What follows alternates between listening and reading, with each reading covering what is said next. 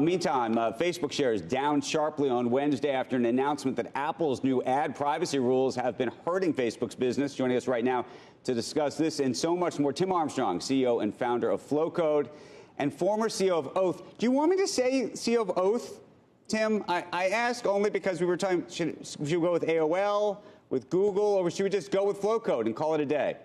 You can do whatever works for you guys. You can do AOL, you can do Google, you can do Oath, but more importantly, you should do Flowcode, which is one of the reasons I'm on. We just got named one of the 50 top U.S. startups by LinkedIn this week, and our new company's doing really well in a really interesting time.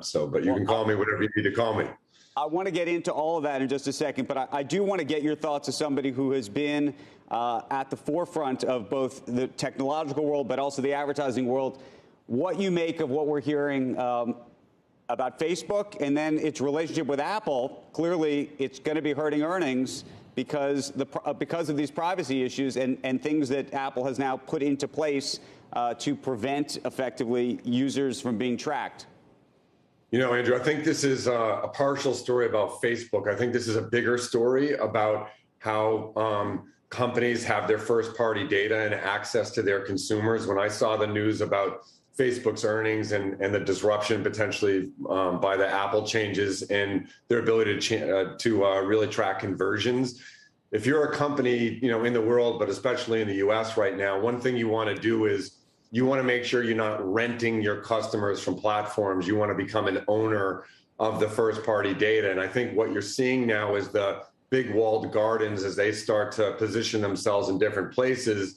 The net effect is they may be competing with each other. If you're a business in the U.S., the same debate you and Joe just had about, you know, the cronyism debate about globalism versus nationalism, companies need to have that level of debate about their first-party data and their customers, and they need to figure out a way to get a hold of their first-party data because the Facebook issue is the canary in the coal mine for people getting access to their data and getting access to their customers. Okay, so here's the question then.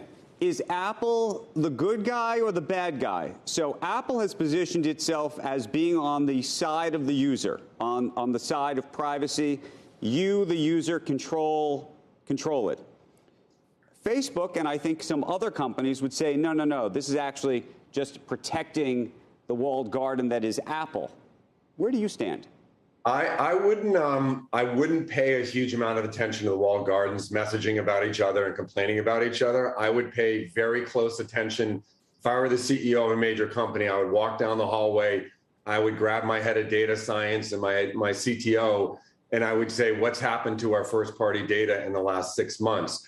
And I think the challenge here is that companies spend a lot more time focused on the Apples and Facebook than having a strategy on their own about first-party data. And that's one of the reasons we started Flowcode is meant to help people get first-party data because we saw this issue, you know, coming a couple of years ago. And I think this issue is actually just in the first inning. I think if you go out 4, 5, 6 years from now, this is going to end up being for corporations, you know, data is the oil in the economy. If you don't have control over your data, that's going to be something that's a major strategic issue.